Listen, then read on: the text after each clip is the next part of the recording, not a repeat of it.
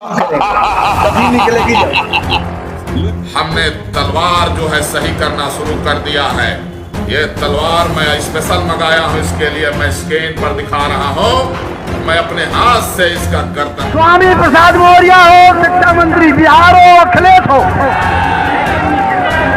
इन सारे राष्ट्रद्रोहियों को राष्ट्र से निकालो और बाजार पर खड़े करके गोली। स्वामी प्रसाद मौर्य का जो भी सर तन से जुदा करेगा उसको राजू दास 21 लाख का इनाम देंगे।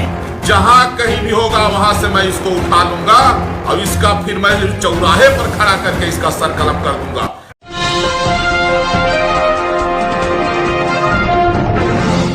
साथियों नमस्कार, मैं हूं नीरज पटेल और आप देख रहे हैं नेशनल जनमत।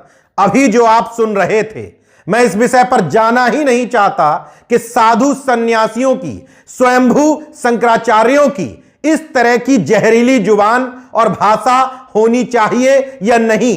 मैं इस बात पर भी तर्क वितर्क नहीं करना चाहता कि ये इतने ही स्वयंभू हैं तो फूंक मार करके, श्राप दे करके किसी को भस्म क्यों नहीं कर देते। मैं बात करना चाहता हूं इस देश के संविधान की और कानून की। अगर कानून की नजर में सब बराबर हैं तो इन भड़काऊ लोगों पर, नफरती जुबान वालों पर जो सीधे सीधे तलवार लहरा रहे हैं, ऑन कैमरा सिर काटने की धमकी दे रहे हैं, गोली मारने की धमकी दे रहे हैं, इन पर कानून की किसी धारा के तहत अपराध नहीं बनता है। और इस खबर में मैं सरकार से कुछ निवेदन या अपील नहीं करने जा रहा, क्योंकि सरकार अपने एजेंडे पर बिल्कुल ठीक ढंग से आगे बढ़ रही है। इस खबर के माध्यम से मैं तथाकथित अंधभक्तों को, धर्मांधों को, धर्म की चाशनी में लिपटे हुए छद्म राष्ट्रवाद का चूरन चाटे पिछड़े दलित लोगों को दिखाना चाहता हूं कि दोहरा चरित्र और दोहरी मानसिकता देखिए। लखनऊ में, ये मैं नहीं कह रहा हूं, एफआईआर खुद कह रही है कि इन लोगों ने रामचरितमानस नहीं बल्कि उसकी फोटोकॉपी, और फोटोकॉपी में भी विवादित चौपाइयों को जलाया, जिन चौपाइयों से संविधान प्रदत्त मूल अधिकारों का उल्लंघन होता है। उनके खिलाफ गाली दी गई थी, उनकी भावनाएं आहत होती हैं, तो उनको राइट था कि वो अपने खिलाफ गालियों का विरोध संवैधानिक तरीके से कर सकें।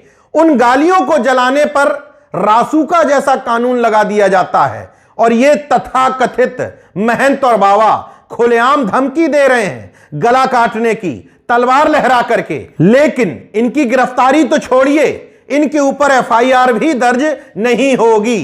क्या यह देश दो संविधानों से चल रहा है? क्या इस देश में पाखंडी लोगों के लिए अलग कानून है और विज्ञानवादी और तर्कवादियों के लिए अलग कानून है?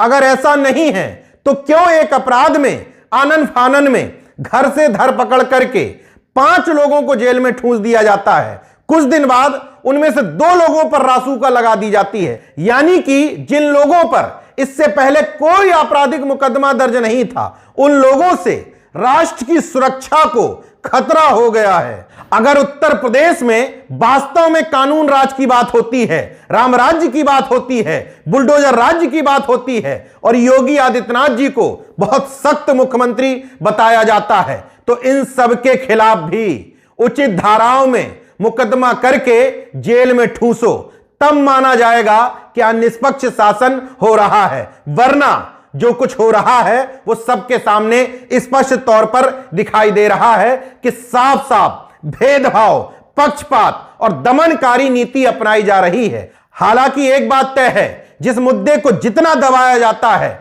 वो उतना तेजी से ही विस्तारित होता है।